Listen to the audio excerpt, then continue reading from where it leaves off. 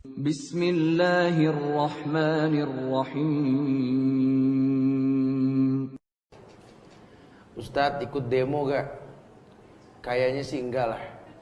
Berarti antum bukan Islam. Masya Allah ya.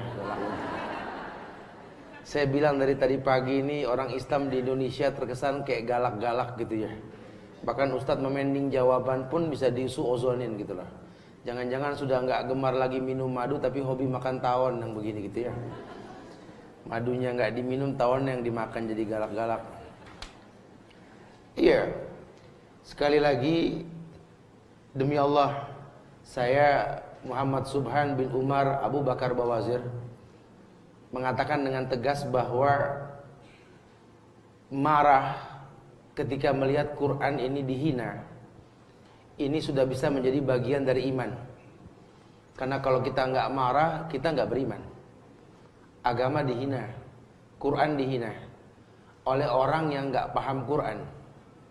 Jujur, kejadian seperti ini sudah terjadi bukan hanya 2016. Sejak diutusnya manusia paling mulia di atas jagat raya ini, Muhammad bin Abdullah sallallahu alaihi wasallam, bahwa Quran sudah dihina sejak zaman Nabi. Dan itu bukan hal yang mengherankan. Kenapa? Karena yang menghina ini orang kafir yang gak paham Quran. Lihatlah bagaimana sikap Nabi ketika Quran dihina. Ini Allah kabarkan dalam Quran di sekian banyak ayat. Sehingga berbeda firqah, berbeda manhaj, berbeda mazhab. Tapi satu pemahaman kita, walaqad kana lakum fi Rasulillahi uswatun hasanah. Telah ada suri toladan yang terbaik pada diri Rasulullah sallallahu alaihi wasallam. Maka kita sepakat tidak perlu contoh lain kecuali beliau. Sehingga ulama menyimpulkan bahwa semua telah beliau sampaikan. Bahkan sahabat menyaksikan, allamakum nabiyukum kulla syai' hatta al-khira'. Bukankah kalian umat Muhammad yang telah mengajarkan segala sesuatu, bahkan sampai cara buang hajat pun diajarkan? Betul. Cuma Islam agama yang mengajarkan kalau masuk WC kaki kiri baru kaki kanan, keluar kanan dulu baru kiri. Cuma Islam yang mengajarkan kita baca ta'awuz, a'udzubillahi minal khubsi wal khaba'is, keluar gufronaka. Cuma di Islam doang kita nggak boleh menghadap membelakangi kiblat ketika buang hajat, betul? Agama lain nggak ketemu. Kalau buang hajat diajarkan, apalagi bicara jihad. Ini fenomena di masyarakat sekarang, banyak orang mengatasnamakan jihad. Demonstrasi adalah jihad. Anda berlindung kepada Allah. Seandainya salah dalam pemahaman, tetapi sampai detik ini tidak pernah mendengar kalimat demonstrasi bagian dari kalimat Islam. Kenapa kita berbangga dengan istilah yang bukan istilah Islami? Kita nggak berbangga dengan bahasa nasihat untuk ulil amri. Sementara kalau sudah pakai bicara nasihat, tidak semua orang berhak untuk menasihati, kecuali orang yang berilmu. Manakala orang yang berilmu memberikan nasihat, tegaklah hukum. Allah bersumpah demi waktu, semua manusia rugi kecuali orang yang beriman. Siapa orang yang beriman? Wa tawassaw bil haqq wa tawassaw bis sabr. Dialah orang yang memberikan nasihat dalam hal yang baik maupun hal kesabaran. Karena janji Allah, wa ja'alna minhum a'immatan yahduna bi amrina lamma sabaru. Allah akan janjikan kepada kita seorang pemimpin ketika kita bersabar. Lamma sabaru. Sehingga bagaimana membuat masyarakat ini tetap sabar? Membuat masyarakat ini tetap sabar. Bukan malah membuat keanarkisan yang bertambah-tambah, tidak. Kita nggak pengen seperti itu demi Allah. Makanya kalaupun besok terjadi banyak orang demo mengatasnamakan jihad demonstrasi karena turun ke jalan, saya menyikapinya adalah bukti bahwa marahnya rakyat. Nah, kalau sudah bicara marah, tidak ada hukum dalam hal ini. Jangankan rakyat yang marah pada pemerintah, ya, jangankan rakyat yang marah pada pemerintah ketika terzolimi, bahkan anak pun yang mungkin merasa terzolimi bisa marah sama ayahnya atau orang tuanya dan dia membentak orang tuanya. Tidak dikatakan anak ini benar, tapi tidak dikatakan pula salah. Kenapa? Karena dilihat hukum sebab akibat. Apa yang membuat dia membentaknya, itu yang perlu dipelajari. Sehingga ulama nggak nimbrung dalam hal ini mengiyakan sesuatu yang tidak Islami. harusnya mengistiqomahkan diri untuk menjadi orang-orang yang menasihati ulil amri. Tidak semua orang turun ke jalan. Karena khawatirnya ini jihad kita bak bumerang yang dilempar akan berbalik kepada yang melempar gitu. Seperti yang lampau kita lihat, banyak dipertontonkan dan kritikan dari orang-orang non-muslim bahwa berapa banyak orang-orang Islam ini yang ketika waktu Jumat berdemo, banyak yang nggak sholat Jumat. Ya, padahal saat ini kita nggak menyalahkan mereka yang turun ke jalan karena emosi. Orang emosi apapun bisa terjadi. Ini pemerintah lelet, lambat sekali. Sehingga tidak disalahkan kalau rakyat yang terbatas ilmunya seperti ini. Jadi, tapi kalau di mata Islam, apapun keadaannya di mata Islam, apapun keadaannya, tidak akan pernah ada satu ulama pun yang sahih yang menerima kalimat demonstrasi bagian dari sebuah jihad. Lau kana khairan la sabaquna ilai. Karena kalau memang ini baik, demonstrasi adalah sebuah kebaikan, para sahabat sudah melakukan dan tidak ada yang melakukan ini. Tapi menasihati pemimpin sudah ada, bukan tidak. Kalaupun harus terjadi, paling tidak diredam. Jangan sampai kejahilan meliputi apa yang mereka lakukan. Sampai perempuan turun ke jalan, ya jangan.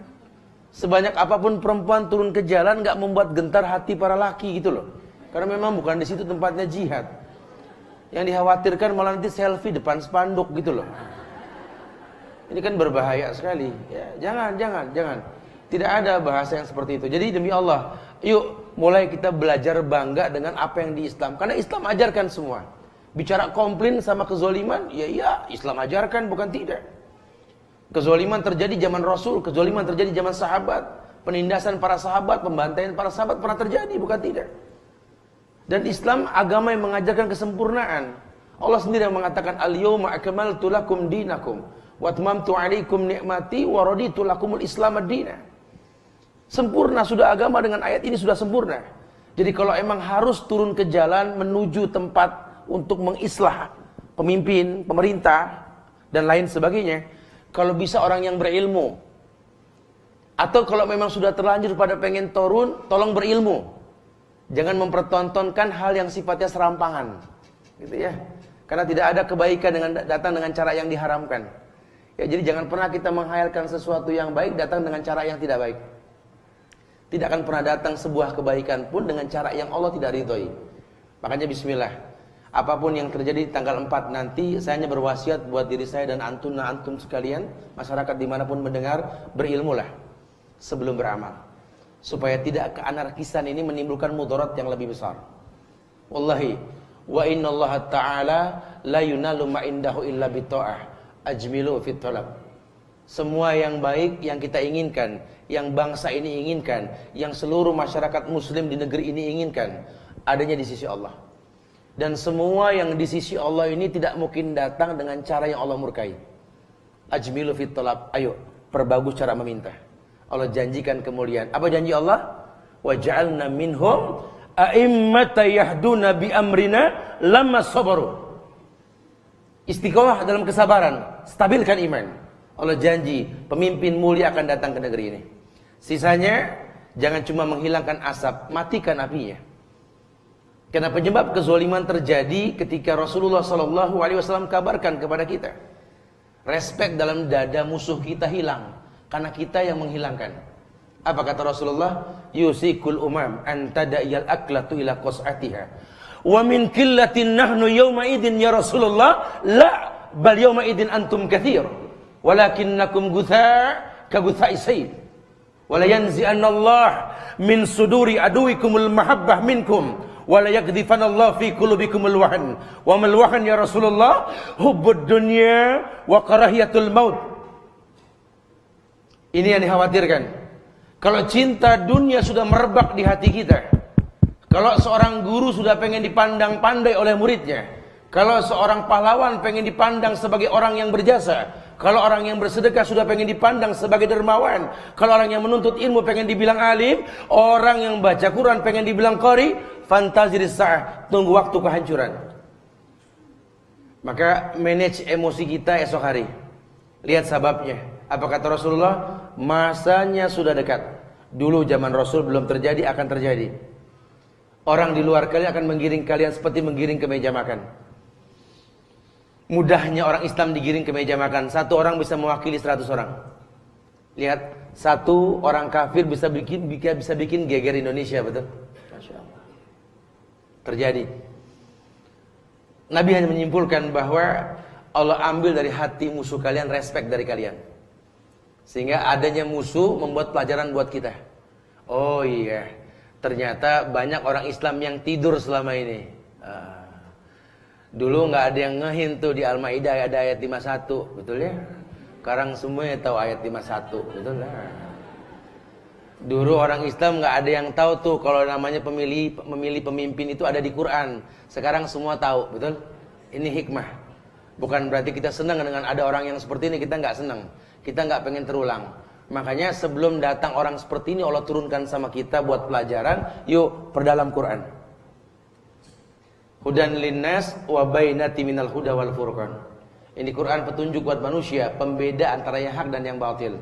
Makanya mudah-mudahan dengan hikmah ini yang terjadi, apapun yang terjadi, ya, demi Allah, orang Islam pintar mengistimbatkan hukum. Apa hukum yang disimpulkan?